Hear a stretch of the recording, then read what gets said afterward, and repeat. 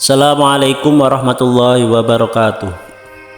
Bismillahirrahmanirrahim. Alhamdulillahirabbil alamin. Allahumma shalli ala sayyidina Muhammad wa ala ali sayyidina Muhammad.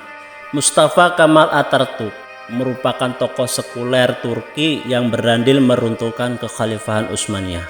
Ia merupakan salah satu tokoh populer di dunia. Ia adalah presiden pertama Republik Turki.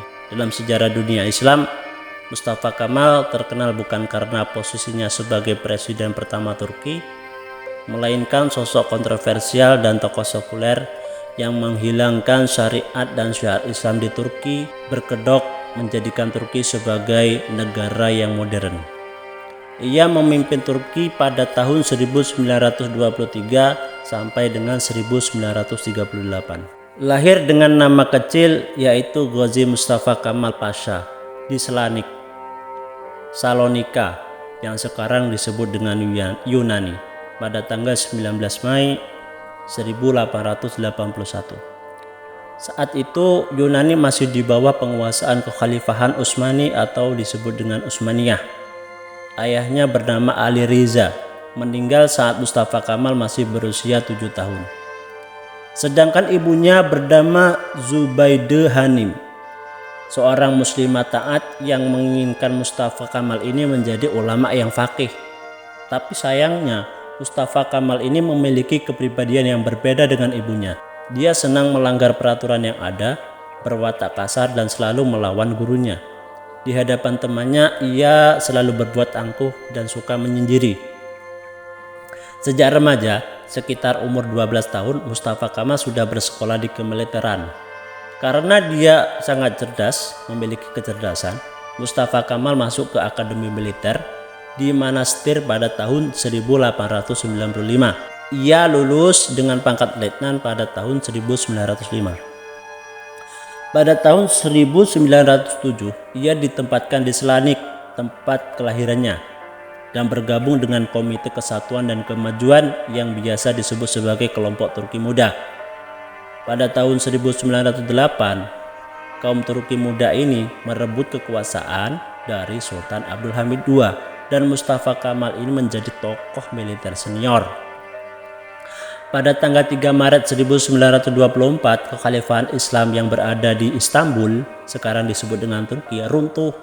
Mustafa Kemal sangat berperan dalam runtuhnya kekhalifahan. Bahkan Mustafa Kemal sendiri yang mengumumkan pembubaran Kesultanan Ottoman atau kekhalifahan Utsmaniyah. Intinya ini ya, Mustafa Kemal ini menjadi kunci di balik runtuhnya Utsmaniyah pada tanggal 3 Maret 1924 tersebut, yang kemudian mengubah sistem tatanan negara Turki yang awalnya kekhalifahan, monarki, menjadi republik, dan lembaga legislatifnya menjadi Mustafa Kemal sebagai presiden pertamanya. Segera setelah ia menjabat kursi tertinggi di Turki, menduduki kursi tertinggi di Turki, Mustafa Kemal yang kelak kita kenal dengan sebutan Mustafa Kemal Atatürk segera membersihkan seluruh simbol Islam yang ada di Turki. Antara lainnya menghapuskan huruf-huruf Arab, melarang penggunaan jilbab, menutup madrasah-madrasah Islam, memupus peradilan Islam, serta mengganti azan dengan bahasa Turki, sehingga mengakibatkan hilangnya bahasa Arab di penjuru Turki. Mustafa Kemal ini memang tokoh sekuler yang memiliki program revolusioner di bidang sosial dan reformasi politik untuk memodernisasi Turki dengan mengorbankan keislaman.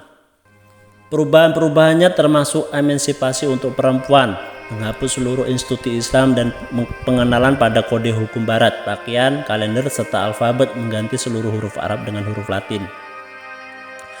Setelah Turki benar-benar menjadi sebuah negara republik dan menjadikan Mustafa Kemal Atatürk sebagai presiden pertamanya, ada banyak kebijakan-kebijakan kontroversial yang diterapkan oleh Mustafa Kemal Atatürk, yang semuanya itu seolah-olah anti-Islam.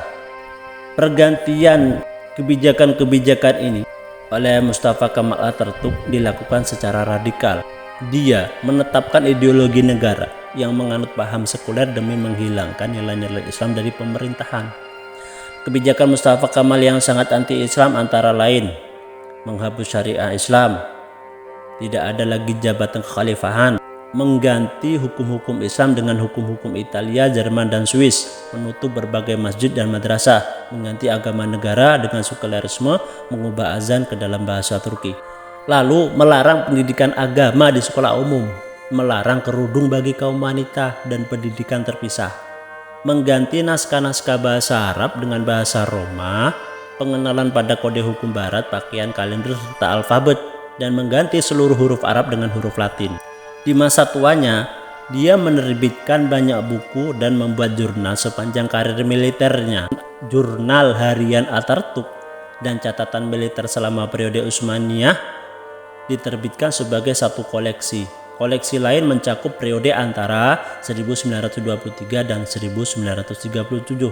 Jadi semua apa yang dia lakukan itu sampai dia menjadi presiden dan sampai masa tuanya dia kumpulkan ke dalam satu memorial buku yang nanti dicetak.